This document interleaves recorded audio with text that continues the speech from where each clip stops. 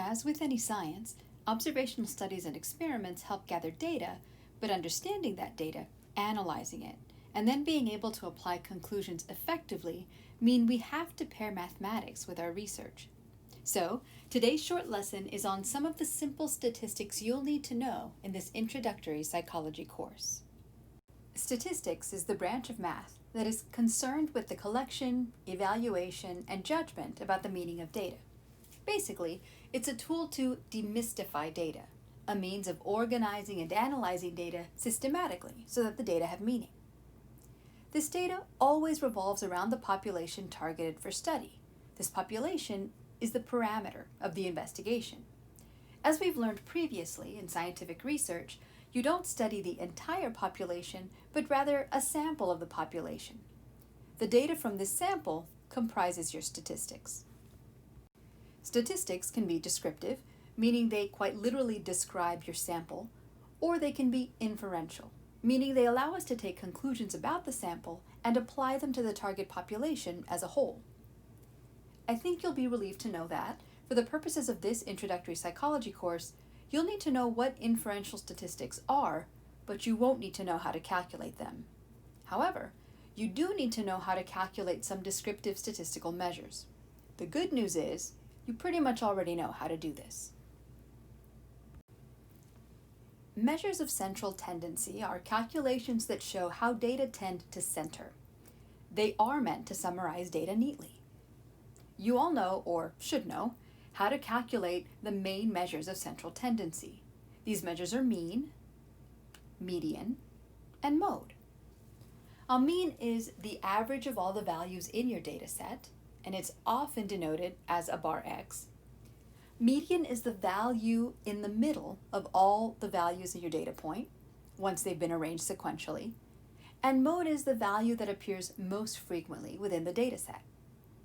Now, it's possible to have a data set which is bimodal or even trimodal, that is, a data set in which 2 or 3 values appear with the same frequency. So you should know that. Many of you may even know the 2 measures of variation or dispersion. These are calculations that show how the data in your set tend to vary.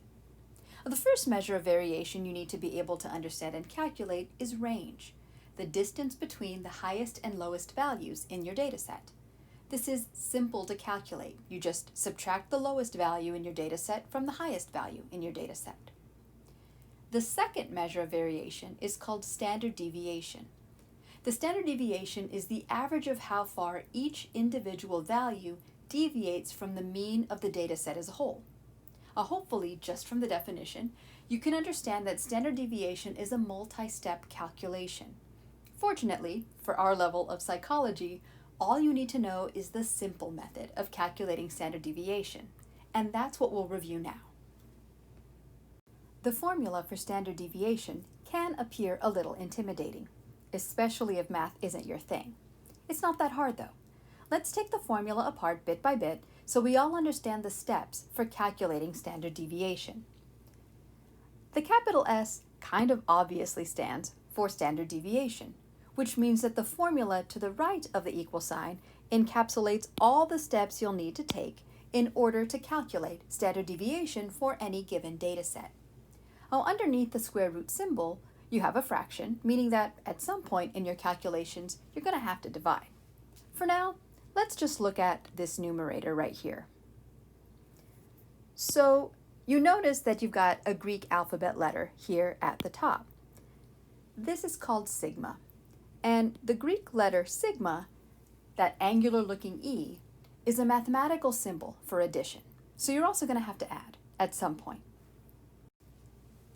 The expression inside the parentheses is obviously the one you have to do first. Remember your mathematical order of operations. This expression is the measurement of deviation.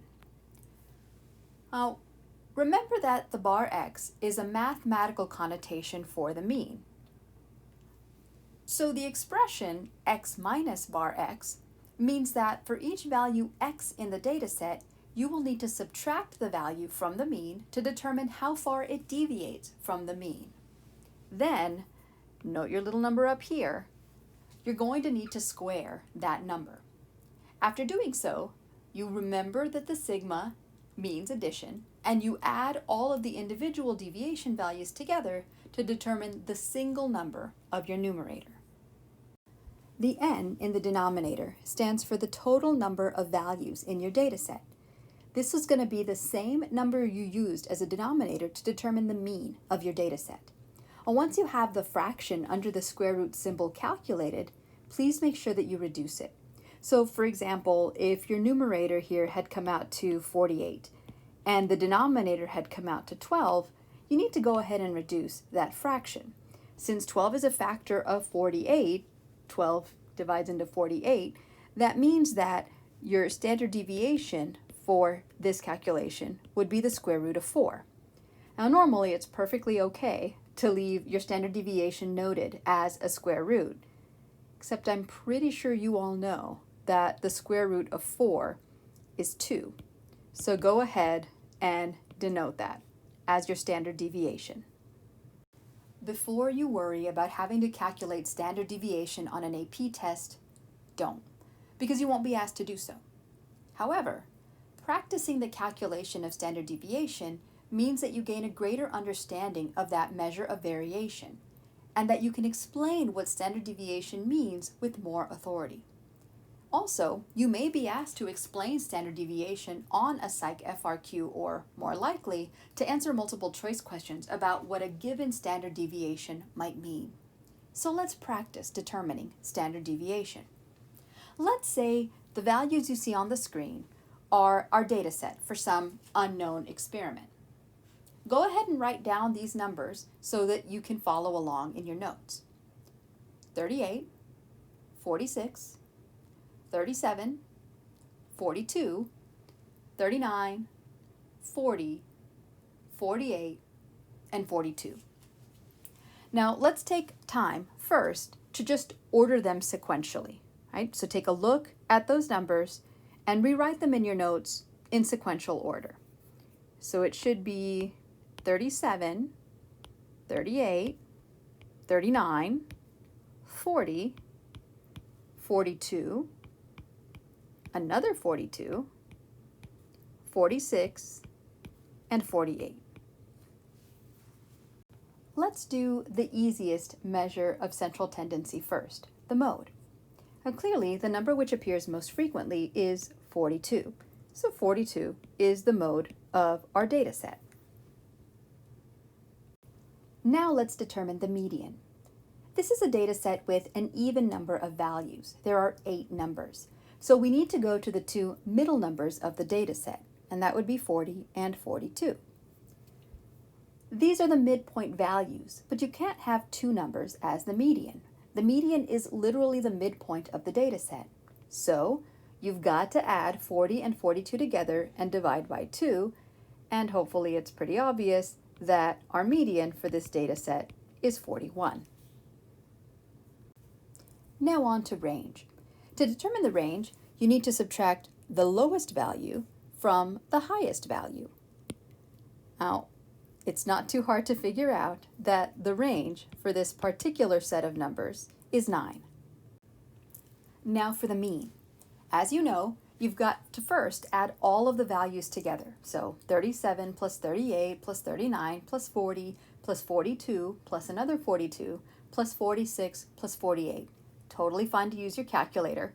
And when you do, you'll find that the sum of your data set equals 332. Now that's all well and good, but after determining this value, you need to divide the sum by the total number of values in the data set, which is 8.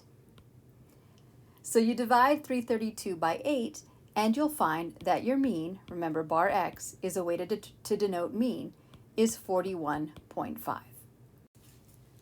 In order to calculate standard deviation, you're going to need to keep some of our earlier calculations in mind, since they figure into the formula for standard deviation. So you need to remember that the mean is 41.5, and you need to remember that the total number of values in our data set is 8. Now, for each value in that data set, we need to determine the individual deviation from the mean. The calculation itself is simple, but you have to do it multiple times. For some students, it's helpful to create a table like this one to keep track of your calculations. If you're going to create a table in your notes, make sure that you keep 8 rows open because we know that the total number of values in our data set is in fact 8.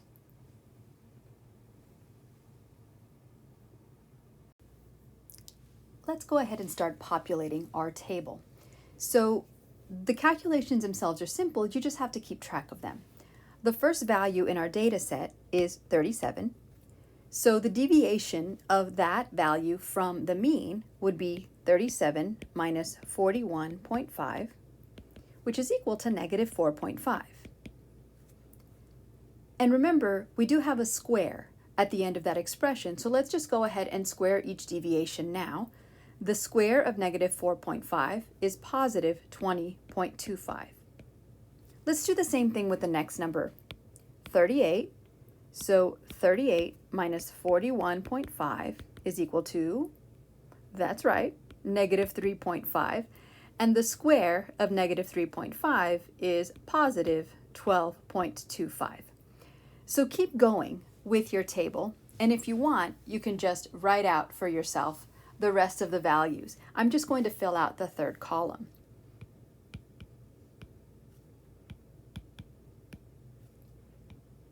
Remember that you do have 2 of the same numbers, so you need to have that repeated on your table.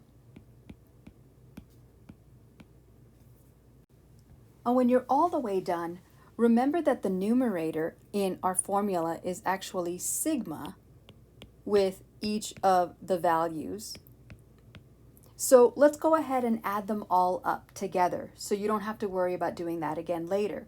So if you add up 20.25, 12.25, etc., all the way down, you will find that our total number for that is 104.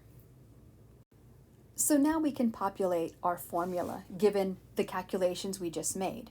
We know that the numerator for our formula comes out to 104, and we remember that the total number of values in our data set is 8.